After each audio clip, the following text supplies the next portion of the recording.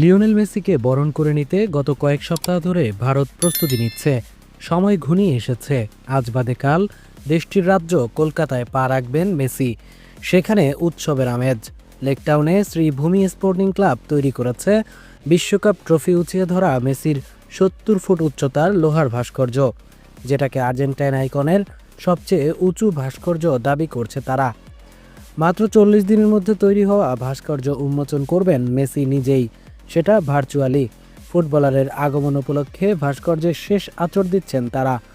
জিওএটি India ট্যুরে আর্জেন্টিনার বিশ্বকাপ জয়ী অধিনায়ক পাবেন জেড ক্যাটাগরির কঠোর নিরাপত্তা। ৩ দিনের সফরে মেসি ভারতের ৪টি শহর ঘুরবেন। ১৩, ১৪ ও ১৫ ডিসেম্বরে ব্যস্ত সময় পার করবেন ৩৮ বছর বয়সী ফরোয়ার্ড। MLS কাপ জয়ী তারকা প্রধানমন্ত্রী নরেন্দ্র মোদী ও বেশ কিছু সেলিব্রিটি মুখ্যমন্ত্রীদের সঙ্গে দেখা করবেন। মেসির ইন্টার মায়ামি সতীর্থ লুইস সুয়ারেজ ও বিশ্বকাপ জয়ী রদ্রিগো ডি পল মুম্বাইয়ে তার সঙ্গে যোগ দিবেন। প্রায় প্রত্যেক শহরে মেসি দর্শনের টিকিট ধরা হয়েছে ৪,৫০০ রুপি। শুধু মুম্বাইয়ে টিকিটের দাম চড়া ৮,২৫০ রুপি। ভারত সফরে মেসির ব্যস্ত সূচি হল ১৩ই ডিসেম্বর থাকবেন কলকাতায়।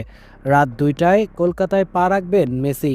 সকাল ১০টা থেকে ১১টায় বিশেষ অতিথিদের সাথে সাক্ষাৎ ও শুভেচ্ছা বিনিময় করবেন। সকাল ১১টা থেকে ১১টা ৪৫ মেসির ভাস্কর্যের ভার্চুয়াল উদ্বোধন করবেন তিনি। সকাল ১২টার দিকে যুব ভারতী স্টেডিয়ামে আগমন করে যুব ভারতীতে শাহরুখ খানের সাথে দেখা করবেন। স্টেডিয়ামে মুখ্যমন্ত্রী মমতা ব্যানার্জি ও সৌরভ গাঙ্গুলির সাথেও দেখা করবেন।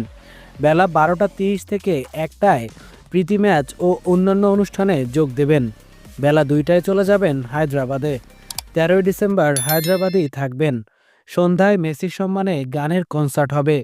১৪ ডিসেম্বর মুম্বাইয়ে কাটাবেন। ১৫ই ডিসেম্বর নয়াদিল্লিতে প্রধানমন্ত্রী নরেন্দ্র মোদীর সঙ্গে সাক্ষাৎ শেষে অরুণ জেটলি স্টেডিয়ামে অনুষ্ঠান করবেন তিনি। অতঃপর সন্ধ্যা ৭টায় বিদায় জানাবেন ভারতকে।